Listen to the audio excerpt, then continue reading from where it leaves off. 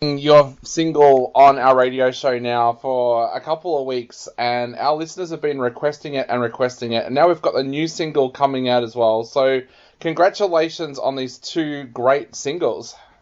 Oh, thanks very much, and thanks to the listeners for the support on the songs. Not a problem. Now, one of the things I loved when I was doing my research on you is that it said that you write music about what you've lived through and what you've seen. Tell us a little bit about what these two tracks that we've been playing are all about.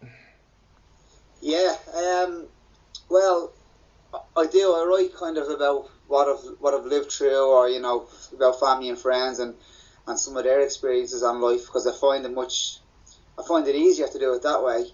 But these two particular songs, I wrote in January 2017, within kind of 2 days of each other. Both my grandmothers passed away. So I wrote a kind of a song for each of them, if you like, and we turned that into a double A side. So my mum on my grandmother on my dad's side was called Maureen, and I had one relationship with her, and then with my grandmother on the other side, it was a much better relationship that I had with her. I always felt closer to her. So the two songs are for each grandmother, but they're kind of just an acknowledgement on the different relationships I had with both of them, if you know what I mean. Yeah, that's a very, very personal thing to write about. Do you find writing from the heart the easiest thing to do? Like, is it kind of cathartic for you to write from the heart like that? Yeah, like it's definitely easier. And as well as it being easier, it's there's something more pure about it. I do write songs, where I use my imagination, and they're not actually about anybody. But I find I struggle with them songs more. I have to fight with them more to make it work. Whereas when when I write from the heart, or when I write about something that I've actually experienced, it just flows a lot easier for me. Yeah. Kevin, a lot of people here in Australia want to know a lot about you, so tell us a little bit about where your musical journey began for you. It's a long time ago now, actually. Well, initially when I first started playing music, I was probably, at a guess, maybe 12 or 13. Myself and my younger brothers, my younger twin brothers, who are actually still in the band now, we started off, just doing a couple of kind of local community gigs and things like that. And I think we probably put out our first album, must be 15 years ago at this stage. So after a few years of kind of gigging together, we just kind of called it a day. They wanted to go and do the covers thing and play in a wedding band, whereas I wanted to continue on creating music and writing new songs and trying to establish a certain sound. And so they went their way and I became a solo artist, if you like. And then I'd say about 4 or 5 years ago, after,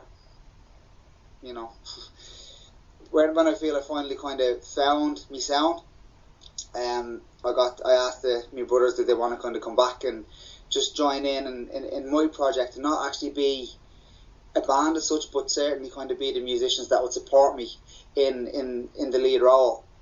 And they kindly agreed. So it's been geez, it must be 15 years or so that we've kind of been playing music, and it's been great. We've got to experience a lot of kind of nice things from it, and we've got to see a lot of nice places.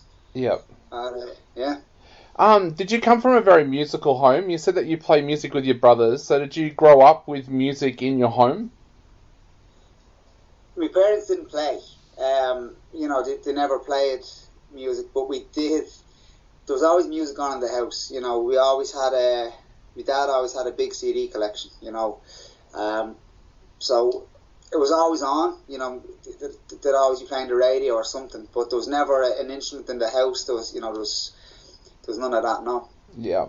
So, what's the positives of playing with your brothers, and what's the negatives of playing with your brothers? Because, of course, here in Australia, we have Neil and Tim Finn, who play together with Crowded House, and they do it quite well. But then we've seen, of course, Noel and Liam Gallagher didn't play so well together in the end. So what's the positives and the negatives of playing with your brother?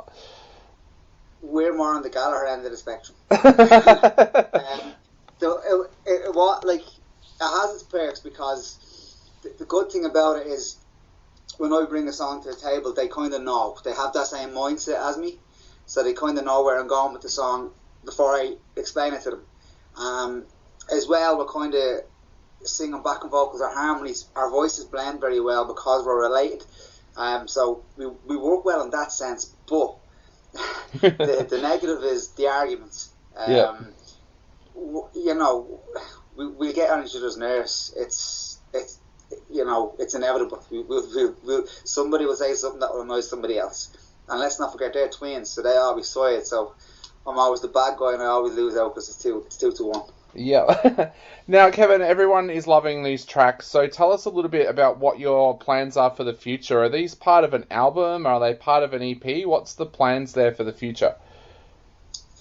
The plans are pretty much on hold at the minute because of the whole COVID-19 pandemic.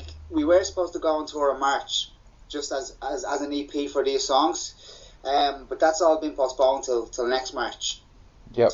So what I've been able to do is, so we pushed the tour to next March. However, I have a launch date here in Dublin in October, so I'm actually going to get another single out before that. Yep. If I have time, actually, I'll get 2 out before that, and we'll basically just launch what will be 3 kind of different singles on the one gig, and that'll kind of bridge the gap into next year, where we can get back to business with the tour, and next year I'll be working on an album. Yeah. So how have you actually spent the quarantine period? We've been in lockdown here now for 3 months. What's the lockdown been like for you there? And have you used it to kind of re-energize yourself and be creative, or what's been happening for you during lockdown? Yeah, like, we're pretty much the same. It's kind of still happening here at the minute. But I have been able to kind of write a lot, which is good. The best thing about the lockdown for me was I was able to kind of rest. And luckily enough, I actually had time to kind of finish some songs that I started that I hadn't got the chance to get around to. And I was also fortunate enough to find some unreleased material that we actually had from years ago. I was able just to kind of filter through all that and see what was there to take. So I've actually found a couple of songs that I'm going to record and release. So it's kind of saved me a lot of work, in that sense. But also, I have a 1-year-old daughter who kind of has kept me busy as well. So it hasn't been a complete picnic for me really, but it hasn't been bad. Yeah, I know now that your music is getting quite a bit of play here in Australia at the moment. Would you ever think about coming to Australia for a tour or anything like that? Yeah, absolutely. Like, I'd love nothing more than to do that. I actually have a lot of friends and family in Australia, so the time is probably actually coming that I will get over there. Awesome. Well, mate, I think it's time to take another listen to one of your tracks on our show right now. So is there anything you would like to say to our listeners before they take another listen?